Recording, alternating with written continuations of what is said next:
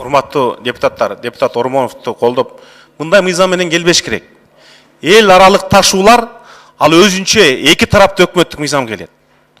Ушул могул силер киргизип аткан кошумчаларды алуу үчүн легендарлуу парламент 93-чы алып салган кошумчаларды силер карап келип атасыңар.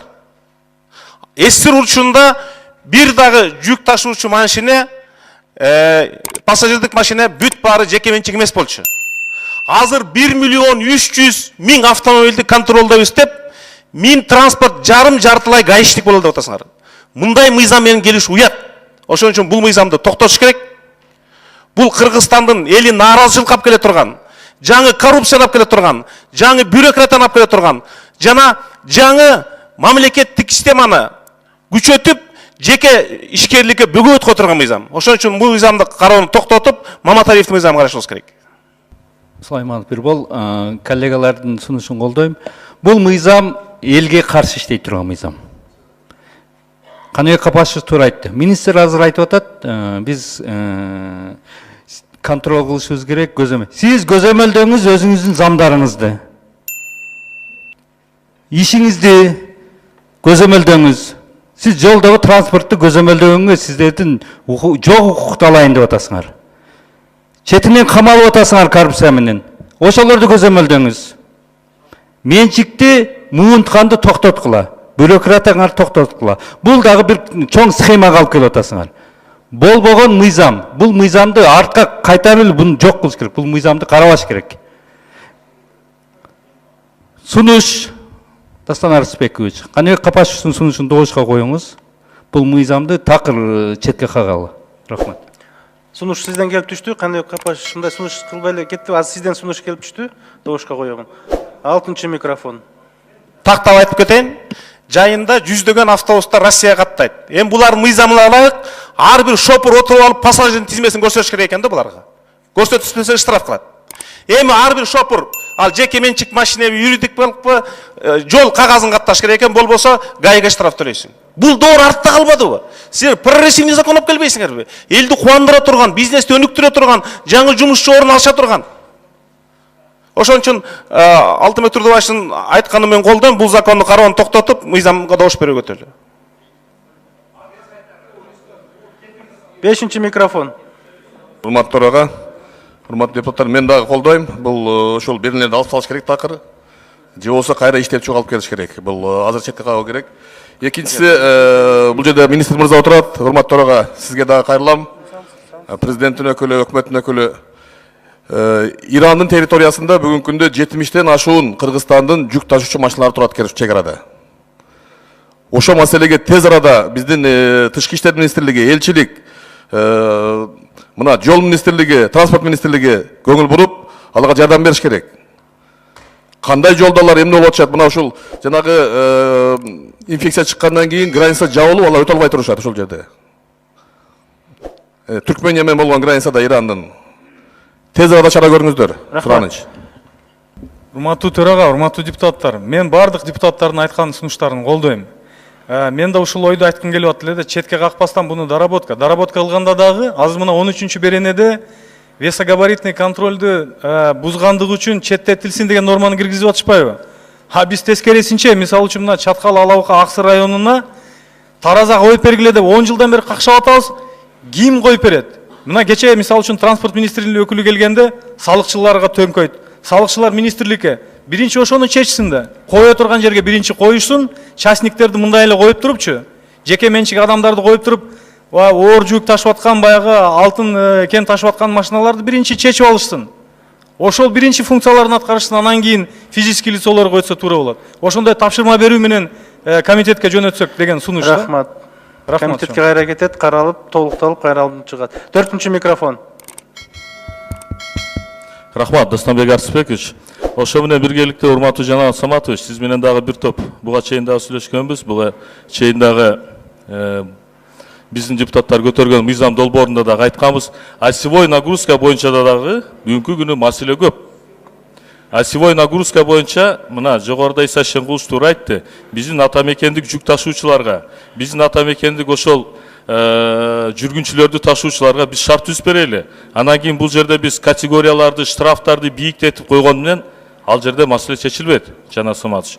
Ошон үчүн мен каалар элем, мынол мыйзам долбоорун азыр кайра комитетке кайтарылганда, ушул осевой нагрузка боюнча дагы маселени акыйкат жана адилеттүү чечип бериңиздер. Себеби дегенде дал ошол жерде коррупция, дал ошол жерде түшүнбөстүктөр болуп атат. Жана Саматович, сиз министр катары ошону жеке көзөмөлүңүзгө алып, осевой нагрузка боюнча көзөмөлгө албасаңыз болбойт, жана Саматович. Ошондагы ушул мыйзам долбоору кайра кайткандан кийин комитетте ушул маселени биз дагы көтөрөбүз, сиз дагы ушуга көңүл буруп койсоңуз туура болот. Рахмат. Рахмат. Анда мыйзам долбоорун күн тартибине алып коюу сунуш. Достан Артысбекович, азыр муну түшүнгөн боюнча бул эки мыйзам бирге кеткен. Азыр буну өзүнчө карап эмне кереги бар? Бириктирип алып келсин бир жолу. Азыр кайтарбайлы артка. Ал өтүп барып анан биригет да.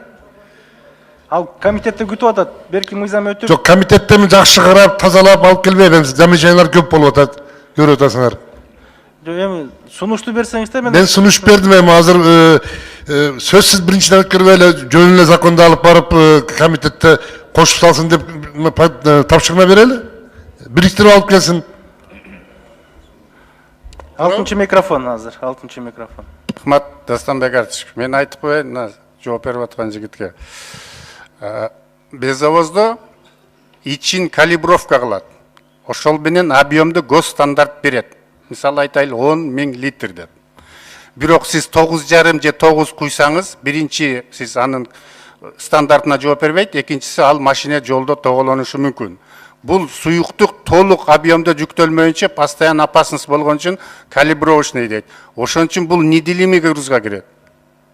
Эгер билбесеңиз, билбейм эле деп койсоңуз болот да. Анвар Артыкович, сиздин сунушуңуз, Анвар Артыкович, сиздин сунушуңуз кандай болуп калды ошондо? Азыр күн тартибинен алып комитетке бар деп сунуш берген жоксуз. Мыйзам бириксин дейсиз. Бирок аз укпаңыз азыр.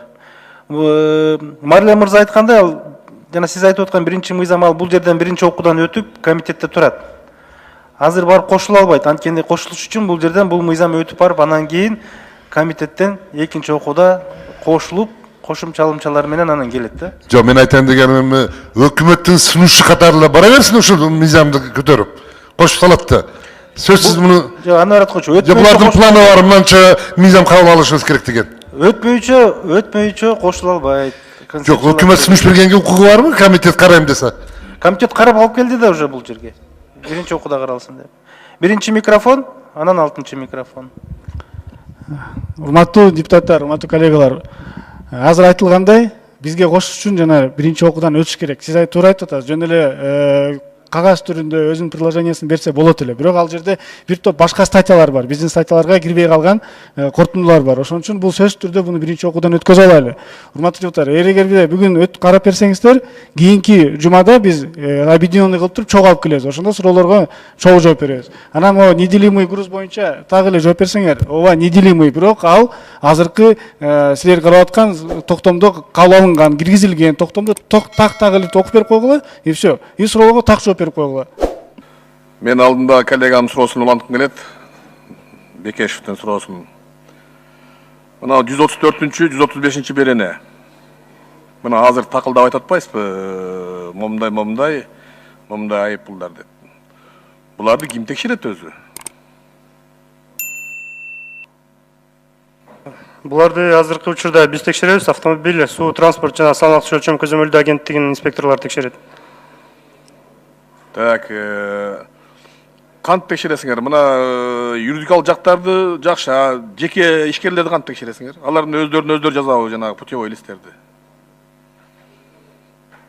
Путевой листтер булар, эгерде өзүнүн машинеси болсо путевой листтер жок болот. Эгерде жеке менчик өзү жүк ташып баратса, же болсо кандайдыр бир өзүнүн иши менен кетип баратса, алга путевой листтин кереги жок. Бул жерде коммерческий перевозкаларга керек да. Жеке ишкер коммерческий перевозка кылып, ал кантет анда?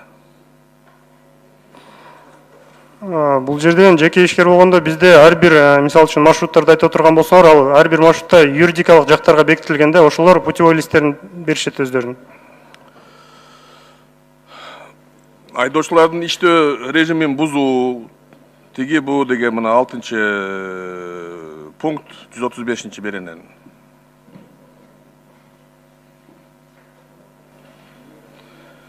эс алуу режимдерин каттоо, мына ички каттам Бишкек Ош таксисттерди кантесиңер? Бул жерде ал таксисттер азыркы учурда биздин тийиштүү мыйзамдарга ылайык таксилер лицензия алышпайт, ошон үчүн аларда андай тийиштүү нормалар жок. Причем лицензия берени карабайсыңар силер, жоопкерчилик деп атпайбы? Жүргүнчүлөр ташуучулардын. Жалап такыр силер чыгарып койдуңарбы мыйзамдан? Эске алган жоксуңарбы?